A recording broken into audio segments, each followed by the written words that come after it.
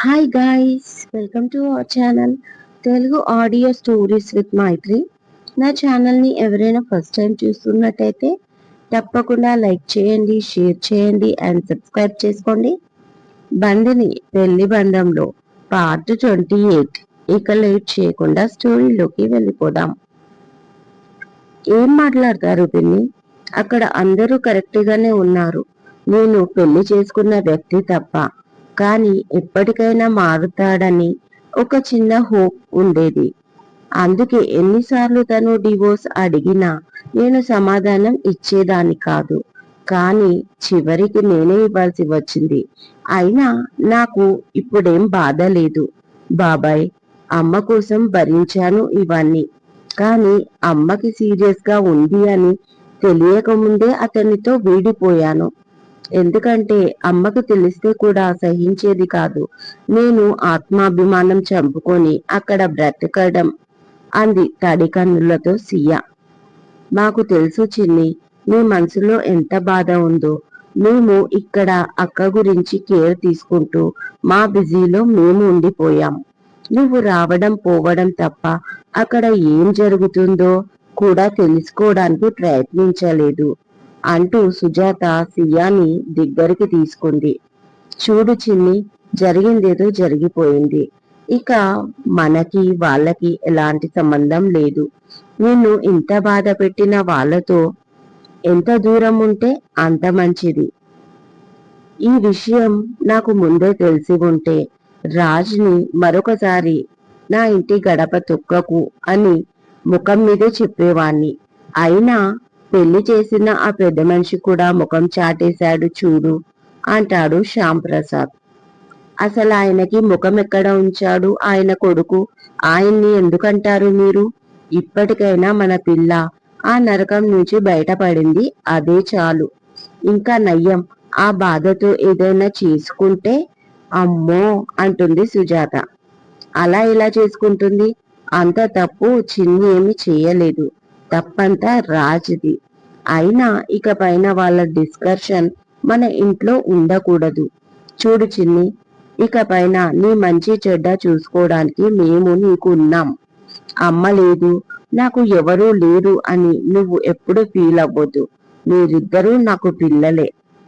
నువ్వు ఇంకా నీ లైఫ్ లో జరిగిన దాని గురించి, అమ్మ గురించి ఆలోచించి నీ హెల్త్ పాడు చేసుకోకు అన్నాడు వాళ్ళ బాబాయ్ దగ్గరికి వచ్చి తన తల నిమురుతూ. అవును, నీ లైఫ్ అక్కడికే ఆగిపోలేదు, ఇంకా ఎంతో భవిష్యత్తు ఉంది మా. నీకు జరిగింది పెళ్లి కాదు, ఒక డీల్. వాళ్ళ డబ్బు మనకు అవసరం, నీలాంటి అమ్మాయి కోడలిగా వాళ్లకు అవసరం. ఇప్పుడు అందరి అవసరాలు తీరిపోయాయి.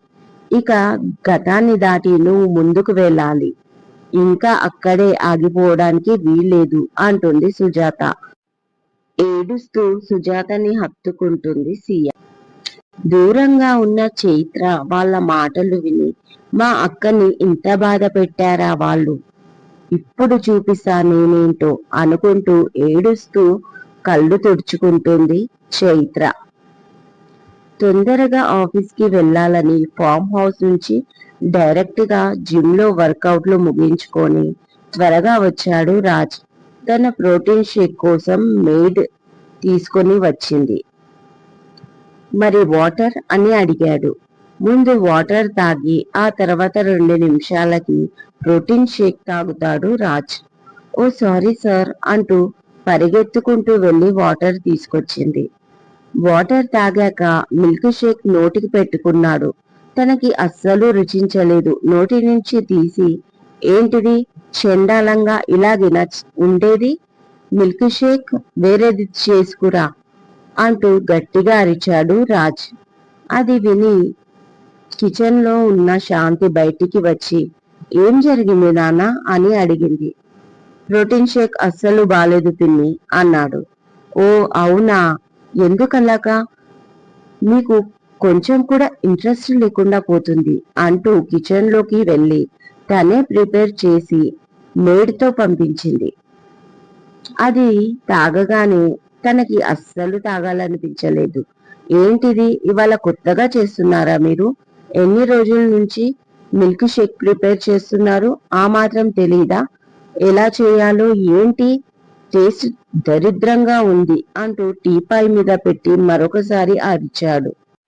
శాంతి బయటికి వచ్చి రాజ్ని సీరియస్ గా చూస్తూ, ఎన్ని రోజులు నీకు మిల్క్ షేక్ ప్రిపేర్ చేసింది మేము కాదు అంది. మరి అన్నాడు రాజ్. సియా, ఇప్పుడు మాకు వచ్చినట్లే చేస్తాం, ఇక పైన దీనికే అలవాటు అవ్వు అని వెళ్ళి ఫ్రెష్ అప్ అవ్వు, టిఫిన్ వడ్డిస్తాను అంటుంది శాంతి. ఇక సియా మాట వినగానే రాజ్ సైలెంట్ అయిపోతాడు. అందరి మీద అరుస్తాడు, కానీ పిన్ని పైన అరవలేడు కదా. కామ్గా పైకి వెళ్ళిపోయాడు, తన మిల్క్ ప్రోటీన్ షేక్ తాగకుండానే. ఆ రోజు మొదలు రూమ్ లోకి వెళ్ళిన ప్రతిసారి ఏదో మిస్ అవుతున్న ఫీలింగ్. సియని చూడగానే పైన నిప్పులు పోసుకువాడు, అయినా ఏదో రకంగా కనిపిస్తూనే ఉండేది. కానీ ఇప్పుడు కనిపించకపోయేసరికి ఏదో చిరాకుగా ఉంది.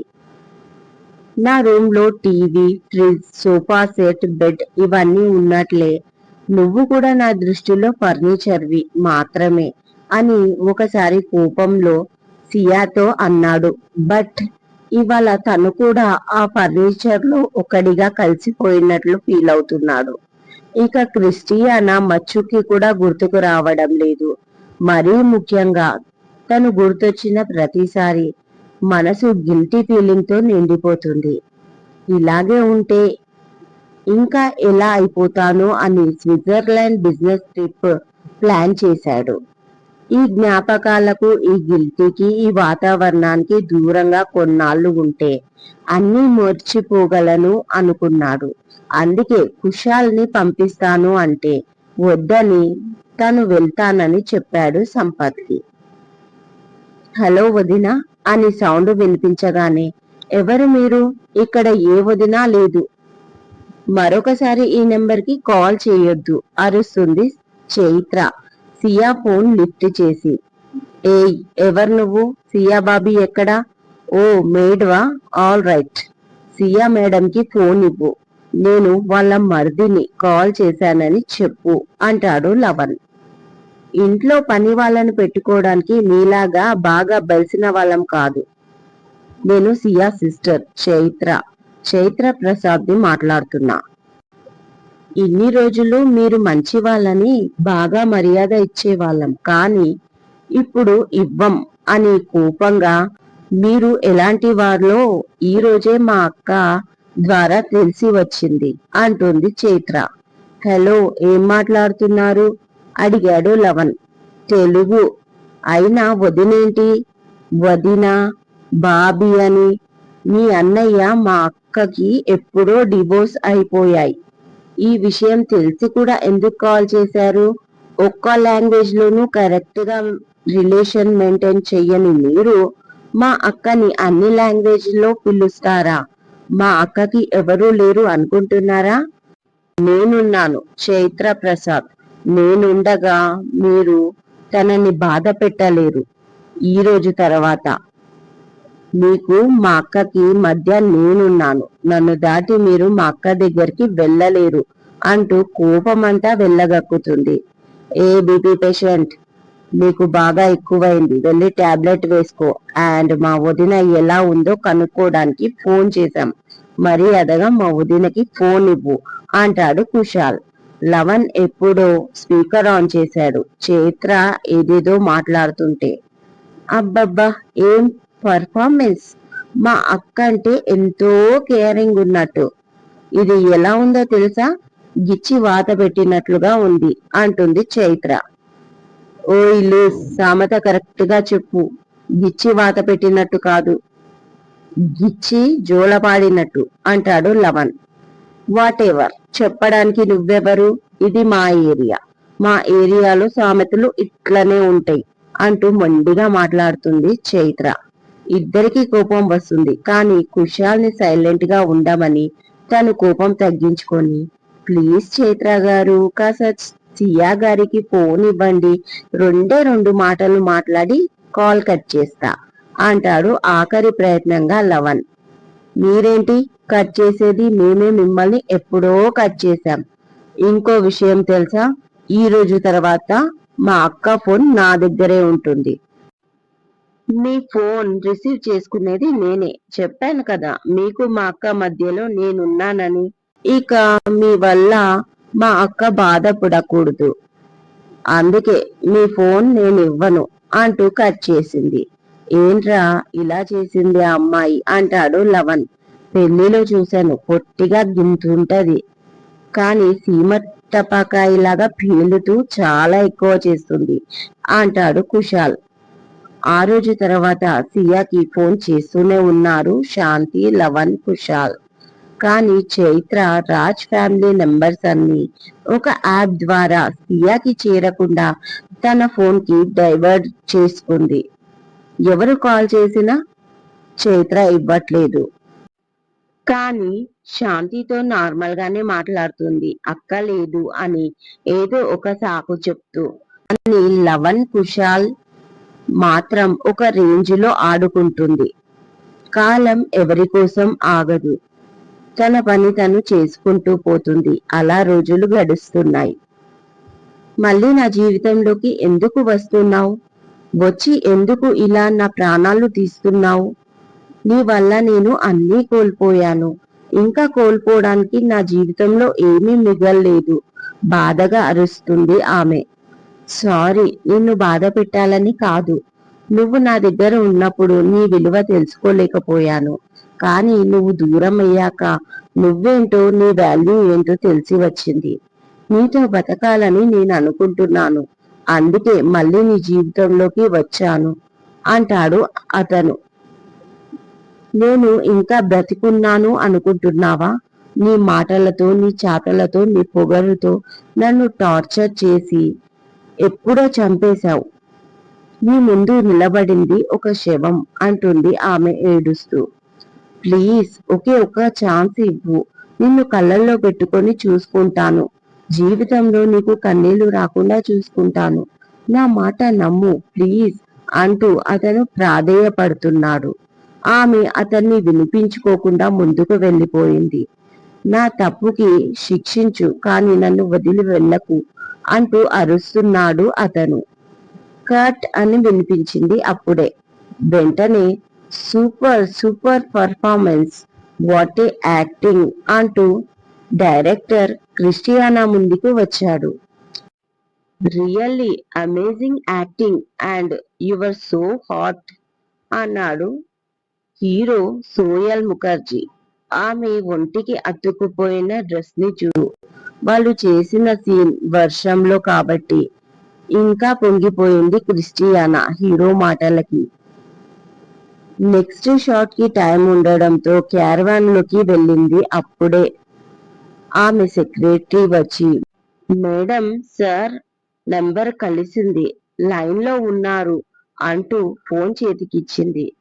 వెంటనే ఫోన్ తీసుకుని, హలో రాజ్, ఎక్కడున్నావు రాజ్?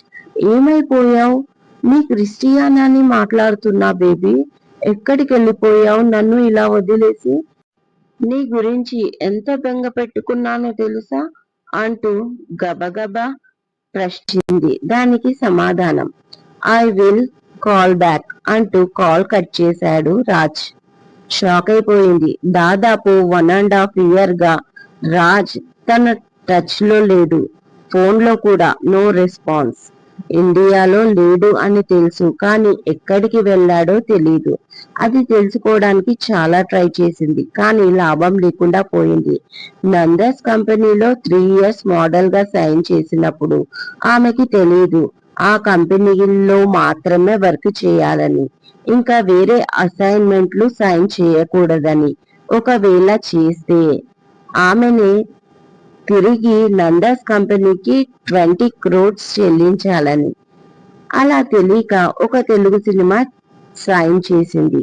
దాంతో నందాస్ కంపెనీ కాంట్రాక్ట్ క్యాన్సిల్ చేసుకొని తిరిగి 20 కోట్లు కట్టమన్నాడు సంపత్ నందన్. ఇక ఆమె పరువు దుమ్ము దుమారం లేపేశారు మీడియాలో. దాంతో ఆమె చేసిన ఆ తెలుగు సినిమా సూపర్ హిట్ అయినా ఆ సక్సెస్ ని పూర్తిగా ఎంజాయ్ చెయ్యలేకపోయింది క్రిస్టియానా. పైగా ఆమె ఇమేజ్ చాలా వరకు డ్యామేజ్ అయింది. ఫలితం మోడలింగ్ లో అవకాశాలు తగ్గిపోయాయి. ఇదండి ఇవాళటి ఎపిసోడ్. ఈ ఎపిసోడ్ మీకు నచ్చినట్టు అయితే నాకు కామెంట్లో చెప్పండి. అలాగే లైక్ చేయండి, షేర్ చేయండి, సబ్స్క్రైబ్ చేసుకోండి నా ఛానల్ని. మరొక మంచి ఎపిసోడ్ తో మీ ముందు ఉంటాను.